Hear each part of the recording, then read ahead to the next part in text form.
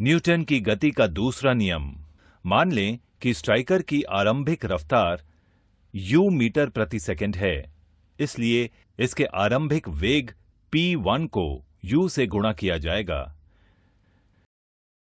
ठोकर मारे जाने के बाद गोटी को मारने से पहले स्ट्राइकर की थोड़ी रफ्तार मिलती है।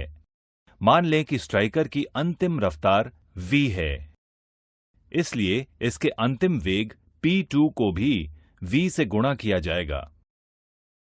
वस्तु के वेग में बदलाव उसके घनत्व और वस्तु की आरंभिक एवं अंतिम रफ्तारों के बीच के अंतर का गुणनफल है। यदि स्ट्राइकर t समय में अंतिम रफ्तार v हासिल कर लेता है, तो वेग में बदलाव की दर क्या है? वेग में बदलाव की दर p2 माइनस p1 को लिए गए समय से विभाजित करने पर मिलने वाले मूल्य की सीधी अनुपातिक है। आरंभिक एवं अंतिम रफ्तारों के बीच के अंतर को लिए गए समय से विभाजित करने पर रफ्तार में बदलाव की दर मिलती है। रफ्तार में बदलाव की दर को त्वरण कहा जाता है। किसी वस्तु पर लगाए गए बल से त्वरण उत्पन्न होता है। इस बल का मूल्य वस्तु के घनत्व और वस्तु में उत्पन्न त्वरण के गुणनफल के बराबर होता है। इस तरह शरीर पर लगाया गया बल वेग में बदलाव की दर का सीधा अनुपातिक होता है।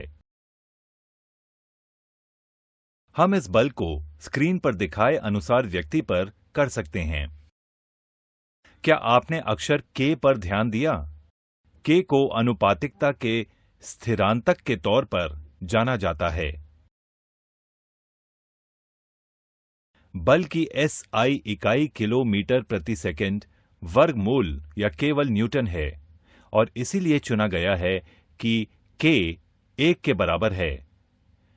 SI इकाई को बड़े अक्षर N द्वारा दर्शाया जाता है, इसलिए हम बल को उस वस्तु के वेग के बदलाव की दर के बराबर व्यक्त करते हैं।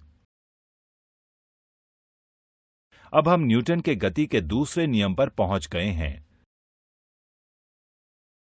न्यूटन की गति का दूसरा नियम बताता है कि किसी वस्तु के वेग के बदलाव का दर बल की दिशा में असंतुलित बल के अनुपातिक होती है।